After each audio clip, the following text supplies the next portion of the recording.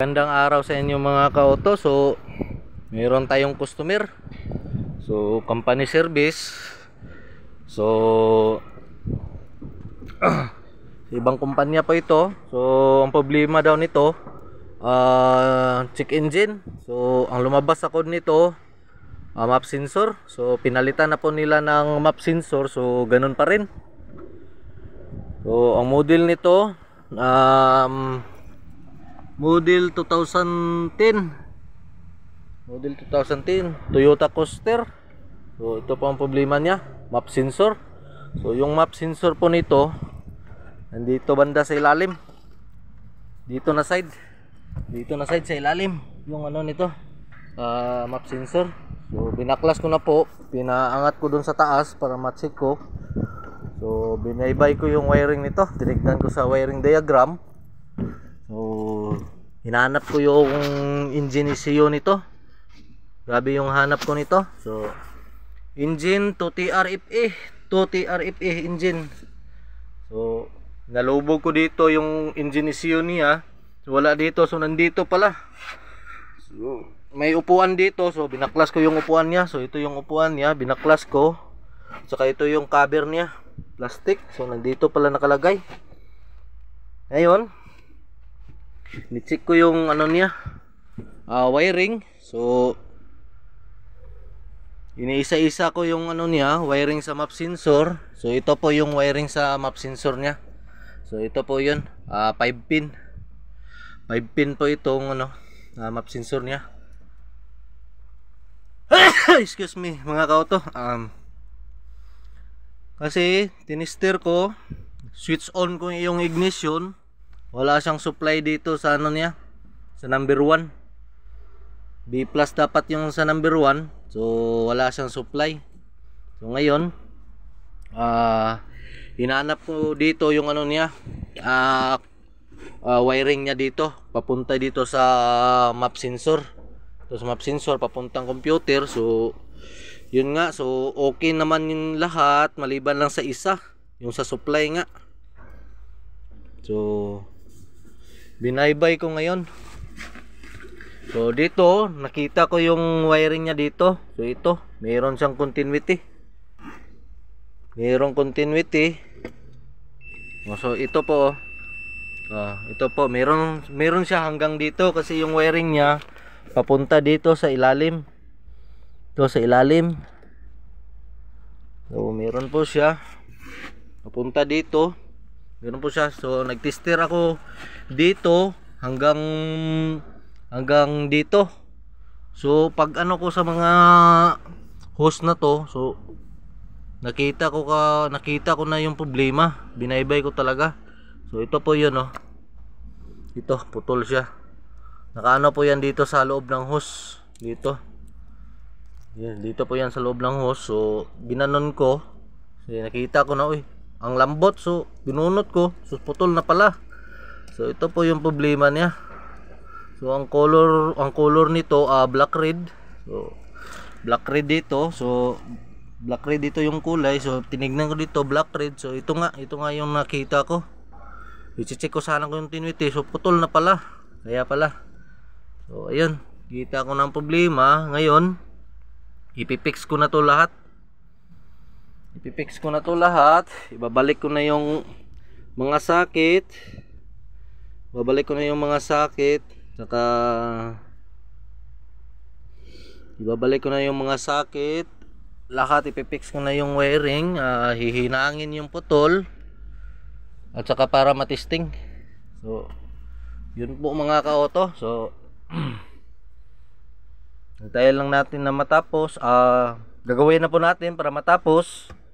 At saka bibidyoan natin ulit, ititesting natin, i-scan kung wala ng trouble code. So at saka i-road test. Okay. Magandang araw sa inyo mga ka-auto. So natapos ko na po mga ka-auto ang electrical ng Toyota Coaster model 2010. So wala na pong check engine light. So itong light na to, ano to siya, sa oil label doon sa oil pan. Sira yung ano nito. Sira yung sa sensor sa sa oil label. So wala na pong check engine light, na road test na to. So may power na yung accelerator nito. Saka hindi na rin mausok yung tambutso nito. Dati kasi mausok yung tambutso, walang power, check engine light. So map sensor yung lumabas na code. So okay na po siya mga ka-auto. So dito nandito yung makina, bubuksan lang to. Tsaka yung computer nandun nga pala sa side na yun. Grabe yung hanap ko ng computer, nandun pala sa gilid. So bus po ito mga ka-auto, bus. So tapos na po ito mga ka-auto. So yung job order lang nito is yung check engine map sensor. Yan lang ang job order nito. So pag ipapagawa,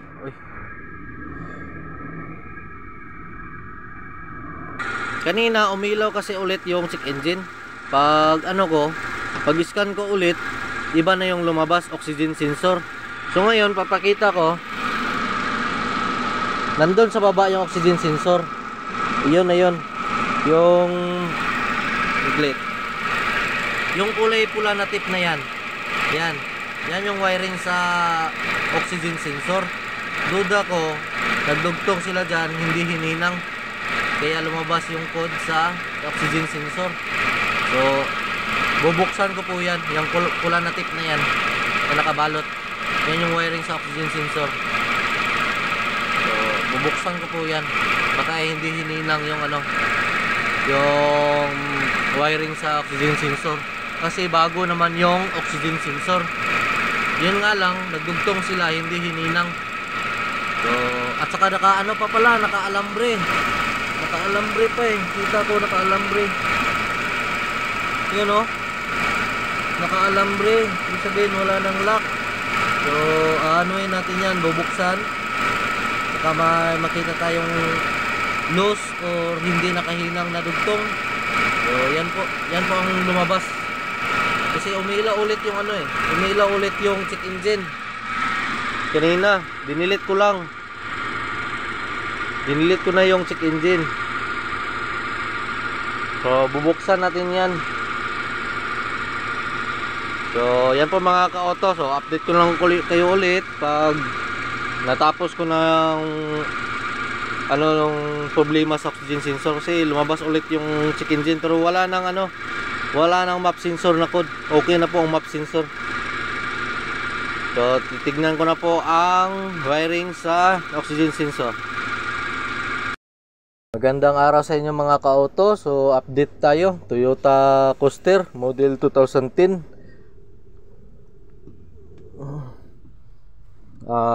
Natapos na po natin yung wiring nito sa map sensor. Yung huli, yung lumabas na code, oxygen sensor. So pagtingin ko doon sa ilalim,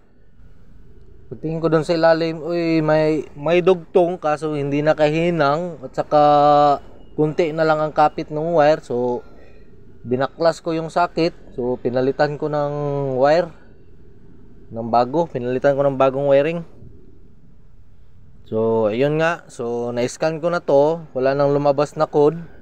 So paanda rin na po natin nung ilaw ba ulit yung check engine at saka yung oil label.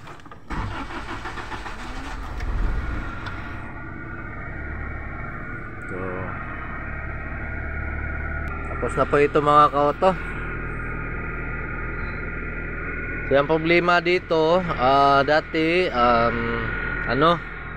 walang hatak at saka check engine, map sensor yung lumabas na code. Nung natapos ng wiring sa map sensor, so lumabas na naman yung code sa oxygen sensor, jumping current. So tinignan ko sa ilalim, so yun nga, kunti na lang kapit ng wiring, saka na yung wire, may lamat na at hindi pa nakahinang. So yun, pinalitan ko ng wiring at saka sakit, bagong sakit. So ngayon okay na siya. So yun po.